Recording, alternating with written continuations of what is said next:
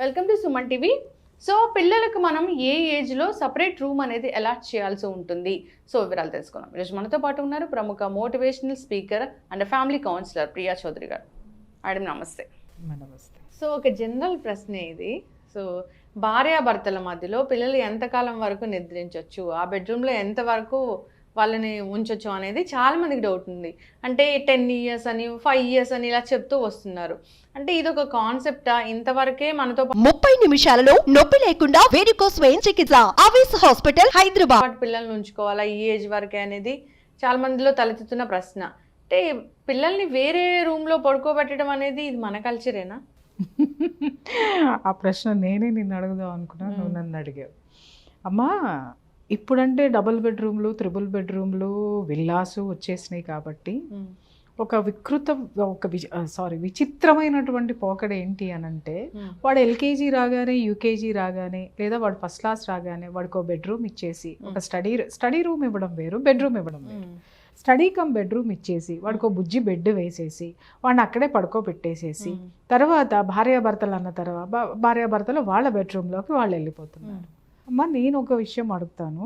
నా చిన్నప్పుడంతా మాది చాలా పెద్ద ఇల్లు, ఓకే, దాదాపు 1 2 3 4 5 6 7 గదులు ఉన్నాయి. పెద్ద వరాండా ఉండేది. ఆ వరండాలో మాది ఉమ్మడి కుటుంబం, దాదాపు 20 మంది ఉండేవాళ్ళం. ఆ ఉమ్మడి కుటుంబంలో నాకు తెలిసి హాల్లో కొంతమంది, వరండాలో కొంతమంది, ఆ బెడ్రూమ్లో ఉన్నారు అనంటే భార్యాభర్తలు. అది కూడా పిల్లలు మేము పెద్దవాళ్ళం అయిన తర్వాత వాళ్ళకి సపరేట్ బెడ్రూమ్ అయింది తప్ప అందరం ఒకటే చోట ఉండేవాళ్ళం. అవును. అయితే ఇక్కడ మీరు అడగచ్చు, భార్యాభర్తలకి సపరేట్గా ఏకాంతం అనేది కావాలా? కొన్ని గుప్తంగా ఉండేవి. అవును, కరెక్ట్. అది అర్థమైందా? కొన్ని గుప్తంగా ఉండేవి. అందుకని ఏమయ్యేది అనంటే, ఆ కాలంలో కాదు, ఒక 20 years 20 years వరకు కూడా భార్యాభర్తలకి 70 ఏళ్ళు వచ్చినా 80 ఏళ్ళు వచ్చినా దాంపత్యం అనేది ఇంకా కొత్తగానే ఉండేది. ఇంకా ఏదో మిగిలిపోయింది అనిపించేది, ఇంకేదో తెలుసుకోవాలని అనిపించేది. ఎందుకనంటే ఎప్పుడు కూడా స్వీటు సరిపడా చిన్న ముక్క తిన్నాము, బాగా టేస్ట్గా ఉంది అని అంటే చిన్న ముక్కే దొరికింది మనకి, మళ్ళీ అదే దొరికేంత వరకు వెయిట్ చేస్తాం. లేదు, దొరికినప్పుడు ఏం చేస్తామంటే సంతృప్తిగా తింటాం. అదే స్వీట్ దొరుకుతుంది కదా అని చెప్పేసి అని రోజు అదే స్వీట్ దొరికితే ఏమవుతుంది, కొన్నాళ్ళు పోయిన తర్వాత మొహం మొత్తేస్తుంది. అలాగే ఇక్కడ కూడా ఏమైంది అనంటే, ఈ పిల్లలు అనేటటువంటి వాళ్ళందరూ కూడా ఒకటే హాల్ అనేటటువంటి హాల్లో పడుకునేవాళ్ళు. చక్కగా తండ్రి పక్కన ఒక పిల్లలు, తల్లి పక్కన ఒక పిల్లలు పడుకునేవాళ్ళు, లేదా మధ్యలో పిల్లల్ని పడుకోబెట్టుకొని తల్లిదండ్రులు పడుకునేవాళ్ళు. దానివల్ల ఏంటి అంటే, తల్లిదండ్రుల యొక్క స్పర్శ ఏదైతే ఉందో వాళ్ళని కౌగిలించుకొని పడుకోవడం, కబుర్లు చెప్తూ పడుకోవడం, కొట్లాడుకోవడము, అవన్నీ కూడా ఒక బాండింగ్ అని క్రియేట్ చేసేటటువంటివి. ఓకే, అట్లాగే ఇప్పుడు కాలంతో పాటు మనం మారాలండి అంటున్నాం. మనం మారడానికి మన ఒంట్లో రక్తం మారిందా రంగు? చెప్పమ్మా. మన ముక్కు మొహాలు మారినయ్యా? మన అన్నం ఇలాగే తింటున్నావా, ఇంకా వేరే చోటు నుంచి పెట్టుకుని తింటున్నామా? కాలంతో పాటు మనం ఒక్కటి అన్నీ అవే జరుగుతున్నప్పుడు కాలం మారింది అని నువ్వు ఎలా చెప్తున్నావు? ఈ రోజు నీకు 4 డబ్బులు ఎక్కువ వచ్చినాయి కాబట్టి వెస్టర్న్ పోయి వస్తున్నావు కాబట్టి అక్కడి నుంచి దిక్కుమాలిన కల్చర్ని ఇక్కడికి తీసుకొని వచ్చి అది నీకు సౌలభ్యంగా ఉంది కాబట్టి దాని గురించి నువ్వు ఇక్కడ మాట్లాడతావా? నీ దేశము, నీ దేశం యొక్క సంస్కృతి, నీ యొక్క మనస్తత్వము ఇది నీకు అవసరం లేదా? ఓకే, అది ఎంత కాలమైనా సరే. ఇంకొకటి ఏంటి అనంటే, ఒకటే బెడ్రూమ్లో పడుకోవడం వల్ల పిల్లలు, వయసు వచ్చినటువంటి పిల్లలు కూడా వాళ్ళ కంట్రోల్లో వాళ్ళు ఉండేవాళ్ళు. అవును, అర్థమైందమ్మ? వాళ్ళ కాపలా అటు ఇటు తల్లిదండ్రులు. అవును. ఓకే, లేదు పిల్లలు వయసులో పెద్దవాళ్ళు అయ్యారు అనంటే ఏం చేసేవాళ్ళు అనంటే, పెద్దవాళ్ళు వచ్చి పడుకునేవాళ్ళు. ఏది, అమ్మమ్మలు నానమ్మలు అలా వచ్చేవాళ్ళు. ఈ తల్లిదండ్రులు అనేవాళ్ళు వాళ్ళ బెడ్రూమ్లో వాళ్ళు పడుకునేటటువంటి వాళ్ళు. ఇప్పుడు ఇంకొకటి ఏంటంటే, నువ్వు చిన్న పిల్లవాడిని 6 ఏళ్ళో 7 ఏళ్ళో ఏదో చెప్తున్నారు కదా, 5 ఏళ్ళ వరకు పడుకోబెట్టుకోండి, 6 ఏళ్ళ వరకు 7, వాడు పక్క బెడ్రూమ్లో నువ్వు ఇచ్చేసావు, బెడ్రూమ్ ఇచ్చేసావు, వాడికి అర్ధరాత్రి భయం, ఒక పీడకల వచ్చింది. పీడకల రాగానే అదే పక్కన పేరెంట్స్ ఉంటే గబాల్ని తల్లినో తండ్రినో పట్టుకుంటాడు. ఆ తల్లో తండ్రో ధైర్య వచనాలు చెప్తాడు. ధైర్య వచనాలు చెప్పినప్పుడు వాడికి, అమ్మ నా తండ్రి ఉన్నాడు కదా, నా తండ్రి మీద ఇంకా ప్రేమ ఎక్కువ అవుతుంది, ఆ తల్లి మీద ఇంకా ఎక్కువ ఎఫెక్షన్ ఎక్కువ అవుతుంది. ఓకే, అంటే నాకు ఒక కుటుంబం ఉంది, నన్ను కాపాడడానికి ఉన్నారు అనేటటువంటి తత్వం వాడిలో ఉంటుంది. ఇంకొకటి ఏంటి అని అంటే తల్లిదండ్రుల దగ్గర పడుకోవడం వల్ల, వాళ్ళు కబుర్లు చెప్పడం వల్ల, వాడు స్కూల్లో ఏమేం చేశాడో, ఎవడేం తిట్టాడో, ఏం జరిగిందో మొత్తం ఇక్కడ డంప్ చేసేసి వాడు మైండ్ ఫ్రీ చేసేసుకొని, తల్లిదండ్రులు ఏ బాధ్యతలు అయితే చెప్తూ ఉన్నారో, ఒరే మా వాడు పలానారా, ఇట్లారా, నువ్వు ఇలా చదువుకోవాలమ్మా, చిన్నప్పుడు నేను ఇంత కష్టపడ్డానమ్మా, నువ్వు ఇలా రావాలమ్మా అంటే, పడుకునే ముందు వీళ్ళు ఏం మాటలు చెప్తారో అది వాడి సబ్ కాన్షియస్ మైండ్లో రికార్డ్ అయ్యాయి. రికార్డ్ అయ్యి వాడు అది పదే పదే వాడికి గుర్తు చేస్తూ వాడు తన యొక్క జీవితాన్ని తీర్చిదిద్దుకోవడానికి అవకాశం ఉండేది. ఒకటి. ఇప్పుడు నువ్వు పక్క దాంట్లో పడేస్తున్నావే, నువ్వు 6 ఏళ్ళు వచ్చాకో, 7 ఏళ్ళు వచ్చాకో, 8 ఏళ్ళు వచ్చాకో వాడికి ఇలాంటి పీడకలే వచ్చి భయం వేసింది. వాడు లేచి పరుగులు పెట్టుకుంటూ తలుపు తీసుకొని నీ తలుపు కొట్టి నీ దగ్గరకు వచ్చి వాడు వాలిపోయాడు. ఈ లోపు ఎన్ని జరుగుతాయి? వాడు నెక్స్ట్ డే ఆ గదంతే భయపడతాడు, అక్కడ పడుకోవాలంటే భయపడతాడు, ఎందుకంటే రాత్రి కల వీడిని భయపెడుతుంది. సరే మరుసటి రోజు నువ్వు పడుకోబెట్టుకున్నావు, వాడికి నిద్ర పట్టదు, ఎందుకంటే నువ్వు ఒంటరితనం అలవాటు చేసావు. వాడు అక్కడ పడుకోలేడు, ఇక్కడ ఏమడలేడు. ఇక్కడ వీళ్ళకి కూడా వీళ్ళిద్దరూ ఏకాంతంగా ఉండడం అలవాటైపోయి బిడ్డను పక్కన పడుకోబెట్టుకోవడం అనేది కూడా వీళ్ళకి ఇబ్బంది ఉంటుంది. ఎందుకంటే ఎవడి జీవితాన్ని వాడు రాసేసుకున్నాడు కదా, ఎవడి జీవితాన్ని వాడు అలవాటు చేసేసుకున్నాడు కదా. రెండో విషయం ఏంటి అని అంటే వాడికి నిద్ర పట్టకపోతే తల్లిదండ్రులు పక్కన నిద్రపోతే లైట్ ఆఫ్ చేసేస్తారు. వీడు చచ్చినట్టు ఆ చీకటి గదిలో ఎప్పుడో ఒకప్పుడు వాడికి నిద్ర పడతాడు. అదే వాడి గదిలో వాడు స్కూల్లో తిట్టారో, టీచర్ కొట్టాడో, లేకపోతే వీడికి ఇంకేదన్నా ఆలోచన ఉందో, ఎవడన్నా అవమానపరిచాడో, లేదా నెక్స్ట్ డే ఎగ్జామ్ అంటే వాడికి భయం ఉందో, లేదా వాడు చదవలేదో, ఈ ఆలోచన వాడికి తిరుగుతూ ఏం చేస్తాడు? లైట్ వేస్తాడు. చీకట్లో ఉండడుగా వాడు. లైట్ వేసిన తర్వాత ఏం చేస్తాడు? నవ్వేడేసి ఏమొచ్చినాయి? బాగా ఇవి వచ్చినాయి. ఇవి లేకపోతే ల్యాప్టాప్లు వచ్చినాయి, ట్యాబ్లు వచ్చినాయి. ఎతుకుతాడు. గేమ్స్ ఎన్ని రోజులు చూస్తాడు? గేమ్స్కి మించింది ఎతుకుతాడు. ఇంకొకటి. వాడు 7 ఏళ్ళు రాగానే వాడు సిద్ధపడిపోతాడు గర్ల్ ఫ్రెండ్కి. కరెక్ట్. ఓకే, నువ్వు ఏమి నేర్పుతున్నావు? నువ్వు వ్యక్తిగతమైన రూమ్ ఇచ్చేసి, వాడికి ప్రైవసీని ఇచ్చేసి, వాడి వ్యక్తిత్వాన్ని పెంచుకునేటటువంటి సిచ్యువేషన్ని వదిలేసేసి, వాడి వ్యక్తిత్వానికి ఇంకొక యాడ్ ఆన్ ఏమవుతున్నాయి అనంటే పనికి మాలినవన్నీ వాడు నేర్చుకోవడానికి ఈ కుటుంబ వ్యవస్థ నుంచి దూరంగా జరిగిపోయి ప్రాపంచిక విషయాల మీదకి వాడు వయసుకు మించి వెళ్ళిపోయి, ఆ వయసుకు మించి వెళ్ళిపోయినటువంటి వాడు ఒక వయసు వచ్చేసరికి ఫ్రస్ట్రేషన్కి వెళ్ళిపోయి, డిప్రెషన్లోకి వెళ్ళిపోయి మత్తు పదార్థాలకు అలవాటు పడుతున్నారు. ఈ ప్రపంచంతో ఇమడలేకపోతున్నాడు. ఇంకొకటి, నువ్వు అలా గదిలో పక్కనే ప్రైవసీగా పడుకోబెట్టడం వల్ల వీడు రేపొద్దున వాడి జీవితంలోకి ఒక ఆడది వచ్చినా కూడా సపరేట్గానే ఉంటున్నారు. సపరేట్గానే ఉంటున్నారు. గుర్తుపెట్టుకోండి. ఇవాళ భార్యాభర్తలిద్దరికి చెరొక బెడ్రూమ్లు ఎందుకు ఉంటున్నాయంటే ఈ దరిద్రమే 100%. ఓకే, ఎందుకంటే వాడికి చిన్నప్పటి నుంచి ఒక్కడే పడుకోవడం అలవాటు. భార్య 10 నిమిషాలు వాడికి కోరిక వచ్చినప్పుడు, లేకపోతే ఎంజాయ్మెంట్ ఆ కొంచెం సేపు వరకు భార్యను ప్యాంపరింగ్ చేస్తాడు, లేదా భార్య భర్తను ప్యాంపరింగ్ చేస్తాడు. ఆ తర్వాత నువ్వు పోరా అంటే నువ్వు పోరా, మళ్ళీ ఒంటరి జీవితమే. కుటుంబ వ్యవస్థ ఎక్కడ ఉంది? రేపు పొద్దున ఈడికి పిల్లాడు పుట్టిన తర్వాత ఈడు సంవత్సరం పిల్లాడప్పటి నుంచే వాడు పక్కనేసి పడుకుంటున్నాడు. నువ్వు చూసుకో అంటే నువ్వు చూసుకో. ఈడు బెడ్రూమ్లో ఉంటాడు, ఆడు బెడ్రూమ్లో ఉంటాడు.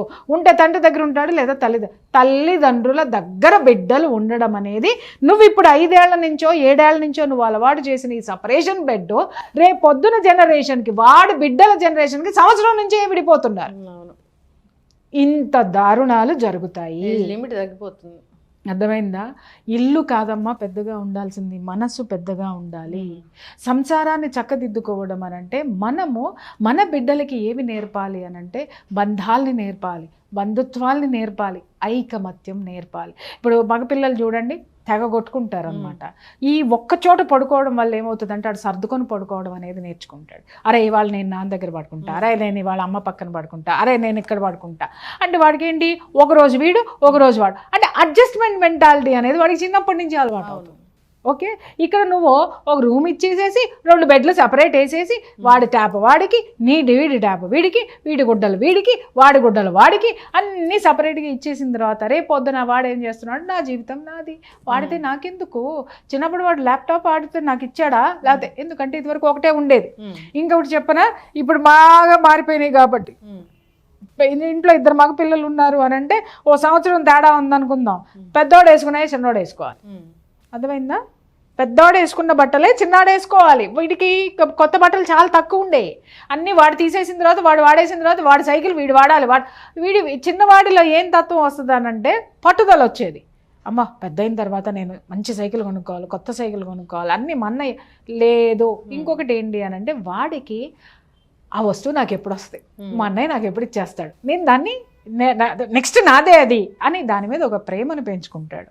వాడు కావాలంటే వాడి సైకిల్ వీడు తుడుస్తాడు. ఎందుకు అనంటే రేపొద్దున ఆ సైకిల్ వీడిది కాబట్టి దాన్ని జాగ్రత్తగా చూస్తాడు.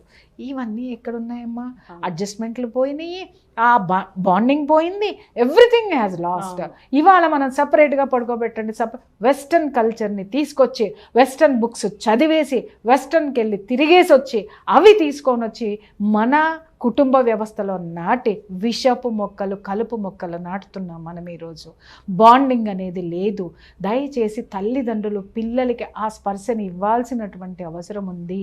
ఒక ఏజ్ వచ్చిన తర్వాత, ఇప్పుడు మగ పిల్లలు ఒక ఏజ్ వచ్చిన తర్వాత నువ్వు అరగక్కర్లా వాడే పోతాడు మంచం పట్టుకొని నేను వేరే పడుకుంటానని. ఆడపిల్లలు ఉన్నారు అని అంటే ఖచ్చితంగా ఆడపిల్లలకి ఎప్పుడూ కూడా ప్రైవసీ రూమ్ ఇవ్వరాదు. అట్లాగని చెప్పి ఆ పిల్లని గట్టిగా పట్టుకొని ఆ పిల్లని స్పయింగ్ పెట్టమని కాదు, అది కరెక్ట్ కాదు.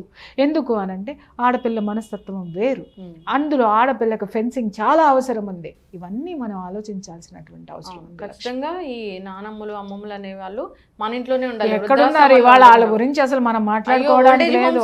ఇప్పుడు డైరెక్ట్ గా పిల్లలు ఏం చెప్తున్నారు అనంటే అసలు నా అమ్మమ్మ నానమ్మ అంటే ఎవరో కూడా మాకు తెలీదు. అవును, ఒకవేళ వాళ్ళు వచ్చినా కూడా వాళ్ళని రిసీవ్ చేసుకునేటటువంటి ఆరా మాకు లేదు. ఎవరు చేశారు ఈ పాపం? ఎవరు చేశారు? రేపొద్దున నువ్వు కూడా గ్రాండ్ మదర్ అన్న సంగతి మర్చిపోతే ఎట్లాగా? మనము ఆ గ్రాండ్ మదర్ల ఏజ్కి పోతాం కానీ మనమే కిందకి పోయి మనవాళ్ళ ఏజ్కి మనవరాళ్ళ ఏజ్కి పోం కదా. అది నేర్చుకుంటే చాలా ఇవాళ కోడళ్ళు అల్లుళ్ళు. ఖచ్చితంగా మేడం.